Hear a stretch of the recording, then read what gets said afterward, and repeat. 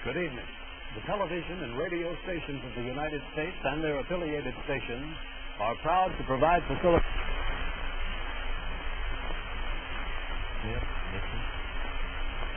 In the election of 1860, Abraham Lincoln said the question was whether this nation could exist half slave or half free. In the election of 1960, and with the world around us, the question is whether the world will exist half slave or half free, whether it will move in the direction of freedom, in the direction of the road that we are taking, or whether it will move in the direction of slavery.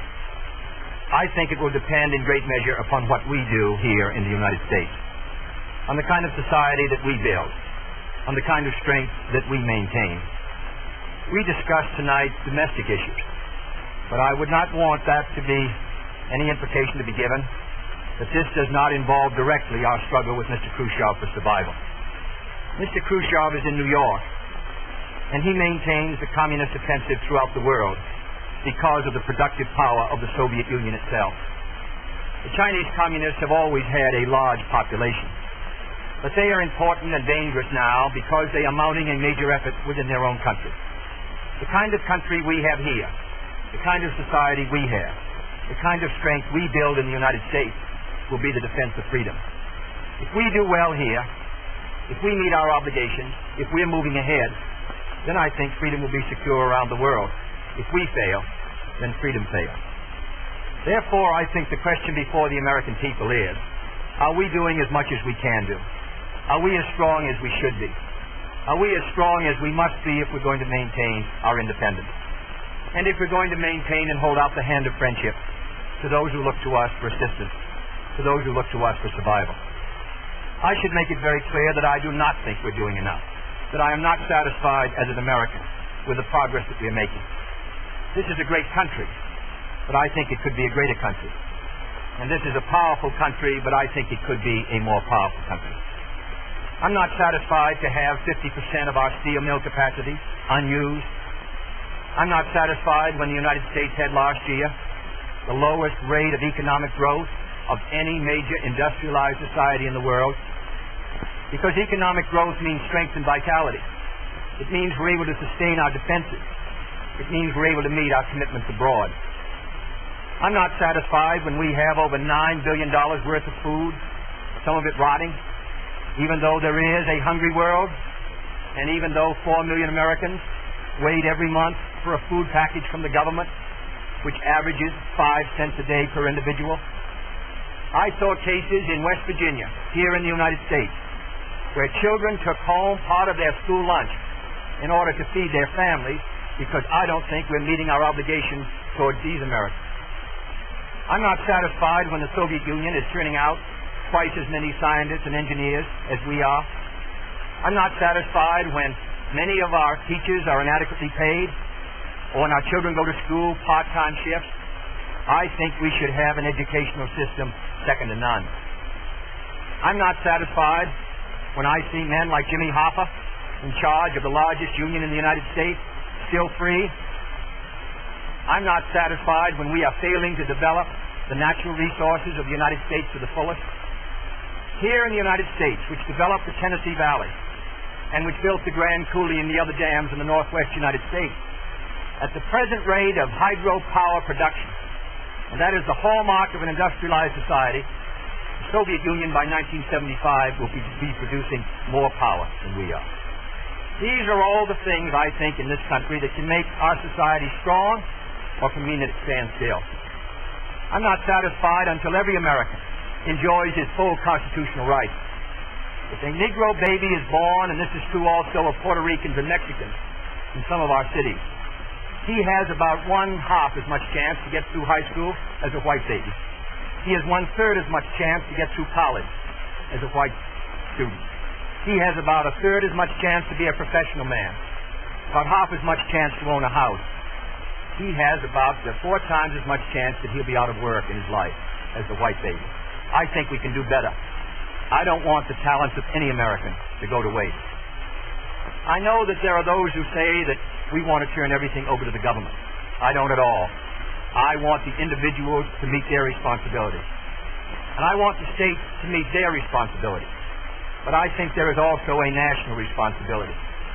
The argument has been used against every piece of social legislation in the last 25 years. The people of the United States individually could not have developed the Tennessee Valley. Collectively, they could have. A cotton farmer in Georgia, or a peanut farmer, or a dairy farmer in Wisconsin or Minnesota, he cannot protect himself against the forces of supply and demand in the marketplace, but working together in effective governmental programs, he can do so. 17 million Americans who live over 65 on an average Social Security check of about $78 a month. They're not able to sustain themselves individually, but they can sustain themselves through the Social Security system. I don't believe in big government, but I believe in effective governmental action. And I think that's the only way that the United States is going to maintain its freedom. It's the only way that we're going to move ahead. I think we can do a better job. I think we're going to have to do a better job if we are going to meet the responsibilities which time and events have placed upon us. We cannot turn the job over to anyone else. If the United States fails, then the whole cause of freedom fails. And I think it depends in great measure on what we do here in this country. The reason Franklin Roosevelt was a good neighbor in Latin America was because he was a good neighbor in the United States. Because they felt that the American society was moving again. I want us to recapture that image. I want people in Latin America and Africa and Asia to start to look to America, to see how we're doing things, to wonder what the President of the United States is doing, and not to look at Khrushchev or look at the Chinese communists. That is the obligation upon our generation. In 1933, Franklin Roosevelt said in his inaugural that this generation of Americans has a rendezvous with destiny. I think our generation of Americans has the same rendezvous. The question now is, can freedom be maintained under the most severe attack it has ever known? I think it can be. And I think in the final analysis it depends upon what we do here. I think it's time America started moving again. And now the opening statement by Vice President Richard M. Nixon. Smith, Senator Kennedy. The things that Senator Kennedy has said, many of us can agree with. There is no question but that we cannot discuss our internal affairs in the United States without recognizing that they have a tremendous bearing on our international position. There is no question but that this nation cannot stand still because we are in a deadly competition. A competition not only with the men in the Kremlin, but the men in Peking. We're ahead in this competition, as Senator Kennedy, I think, has implied. But when you're in a race, the only way to stay ahead is to move ahead. And I subscribe completely to the spirit that Senator Kennedy has expressed tonight, the spirit that the United States should move ahead. Where then do we disagree? I think we disagree on the implication of his remarks tonight and on the statements that he has made on many occasions during his campaign to the effect that the United States has been standing still. We heard that later. Looking then to this problem of how the United States should move ahead and where the United States is moving, I think it is well that we take the advice of a very famous campaigner. Let's look at the record. Is the United States standing still?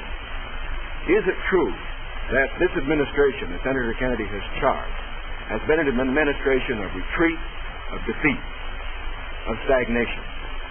Is it true that as far as this country is concerned, in the field of electric power, in all of the fields that he has mentioned, we have not been moving ahead?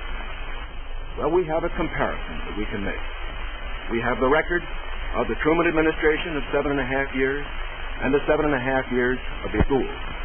We have built more schools in these last 7.5 years than we built in the previous 7.5, for that matter, in the previous 20 years. Let's take hydroelectric power. We have developed more hydroelectric power in these 7.5 years than was developed in any previous administration in history. Let us take hospitals. We find that more have been built in this administration than in the previous administration. The same is true of there's been more growth in this administration than in its predecessor. But let's not put it there. Let's put it in terms of the average family. What has happened to you? we find have gone up 5 times as much in the Eisenhower administration as they did in the Truman administration. What about the prices you pay? We find that the prices you pay went up 5 times as much in the Truman administration as they did in the Eisenhower administration. What's the net result of this? This means that the average family income went up 15% in the Eisenhower years as against 2% in the Truman years. Now, this is not standing still. But, good as this record is, may I emphasize, it isn't enough.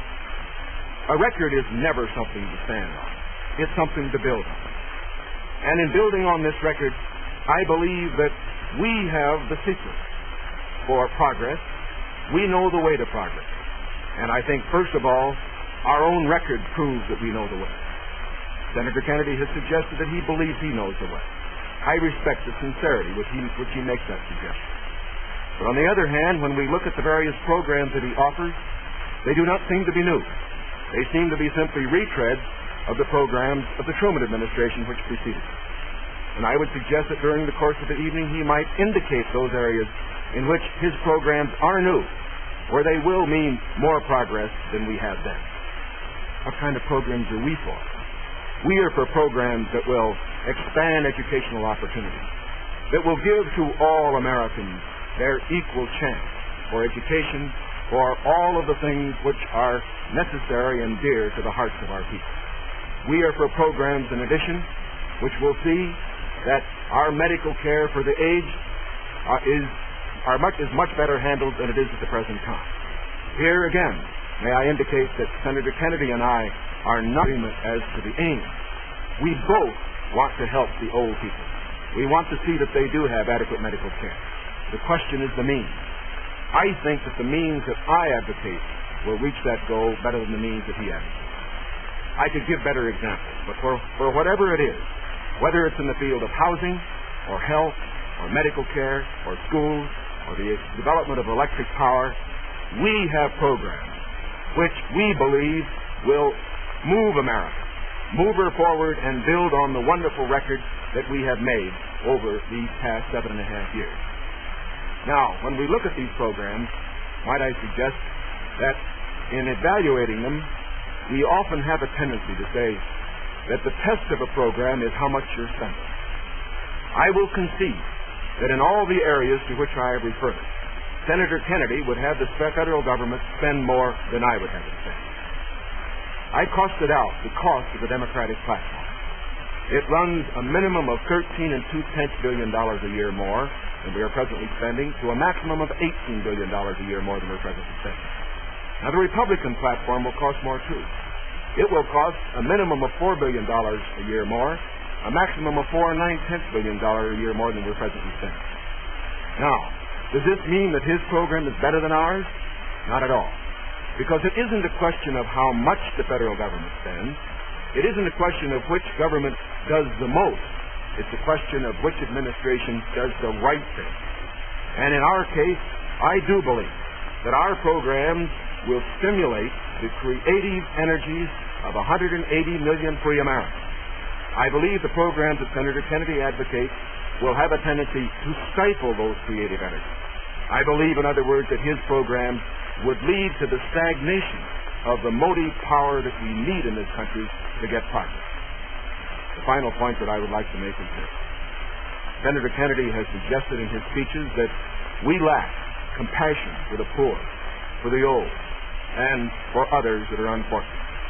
Let us understand throughout this campaign that his motives and mine are sincere. I know what it means to be poor. I know what it means to see people who are unemployed. I know Senator Kennedy feels as deeply about these problems as I do. But our disagreement is not about the goals for America, but only about the means to reach those goals. Thank you, Mr. Nixon. That completes the opening statements, and now the candidates will answer questions or comment upon one another's answers to questions put by correspondents of the networks. The correspondent. I'm Sandra Van Oker, NBC News. I'm Charles Warren, Mutual News. I'm Stuart Novin, CBS News. Bob Fleming, ABC News.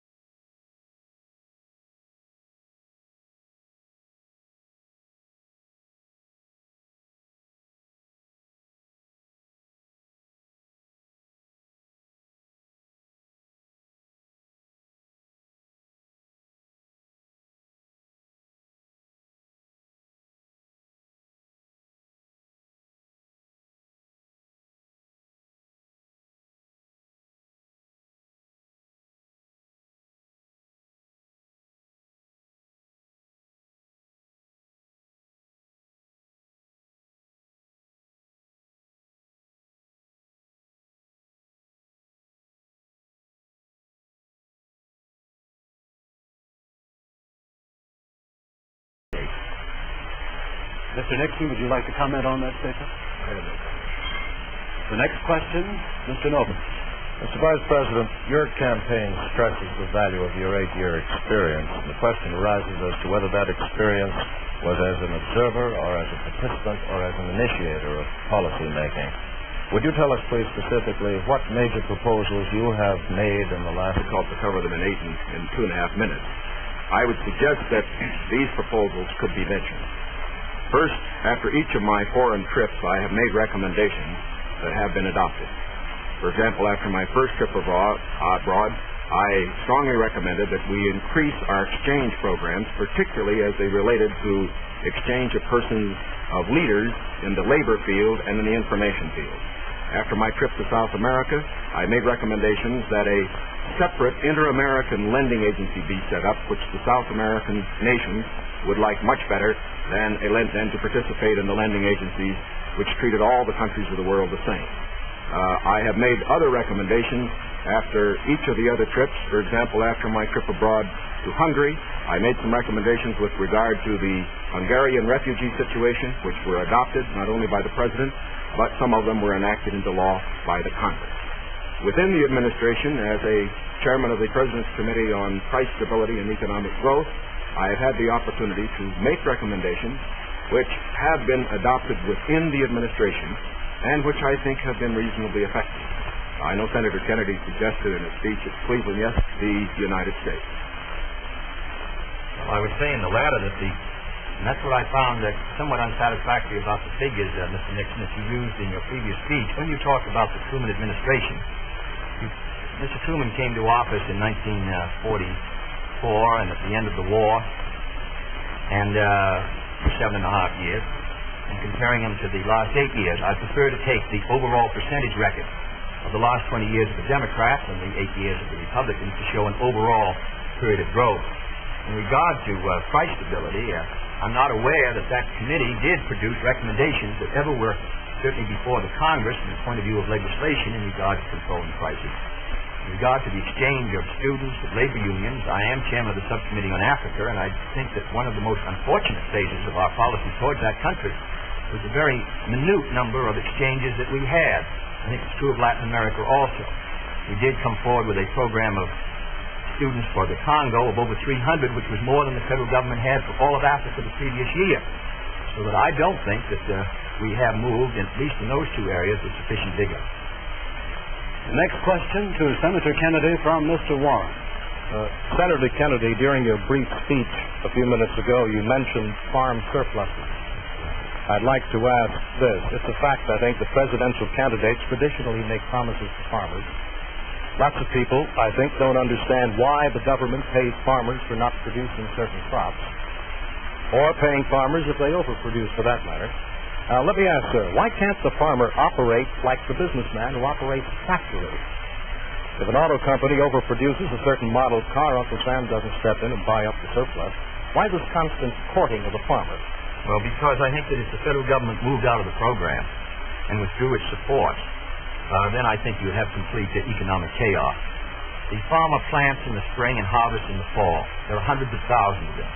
They're not able to control their market very well. They bring their crops in or their livestock in, many of them about the same time. They have only a few purchasers that buy their milk or their hog, few large companies in many cases, and therefore the farmer is not in a position to bargain very effectively in the marketplace. I think the experience of the 20s has shown what a free market could do to agriculture. And if the agricultural economy collapses, then the economy of the rest of the United States sooner or later will collapse. The farmers are the number one market for the automobile industry of the United States. The automobile industry is the number one market for steel. So if the farmer's economy continues to decline as sharply as it has in recent years, then I think you would have a recession in the rest of the country. So I think the case for the government intervention is a good one. Secondly, my objection to present farm policy is that there are no effective controls to bring supply and demand into better balance. The dropping of the support price in order to limit production does not work. And we now have the highest surpluses, $9 billion worth. We've had a higher tax load from the Treasury for the farmer in the last few years with the lowest farm income in many years. I think that this farm policy has failed. And my judgment, the only policy that will work will be for effective supply and demand to be in balance, and that can only be done through governmental action. I therefore suggest that in those basic commodities which are supported, that the federal government, after endorsement by the farmers in that commodity, attempt to bring supply and demand into balance, attempt effective production controls so that we won't have that 5 or 6% surplus which breaks the price 15 or 20%. I think Mr. Benson's program has failed. And I must say, after reading the Vice President's speech before the farmers as he read mine, I don't believe that it's very much different from Mr. Benson. I don't think it provides effective governmental controls. I think the support prices are tied to the average market price of the last 3 years, which was Mr. Benson's theory. I therefore do not believe that this is a sharp enough reach with the past to give us any hope of success for the future. Mr. Nixon, comment? I, of course, disagree with Senator Kennedy insofar as his suggestion as to what should be done on the farm program. He has made the suggestion that what we need is to move in the direction of more government control, a suggestion that would also mean raising prices that the consumers pay for products and imposing upon the farmers controls on acreage even far more than they have today. I think this is the wrong direction. I don't think this has worked in the past. I do not think it will work in the future. The program that I have advocated is one which departs from the present program that we have in this respect. It recognizes that the government has a responsibility to get the farmer out of the trouble he presently is in because the government got him into it. And that's the fundamental reason why we can't let the farmer go by himself at the present time. The farmer produced these surpluses because the government asked him to through legislation during the war. Now that we have these surpluses, it's our responsibility to indemnify the farmer during that period that we get rid of the surplus. Until we get the surpluses off the farmer's back, however, we should have a program, such as I announced, which will see that farm income holds up. But I would propose holding that income up, not through a type of program that Senator Kennedy has suggested that would raise prices, but one that would indemnify the farmer, pay the farmer in kind from the products which are in surplus. The next question to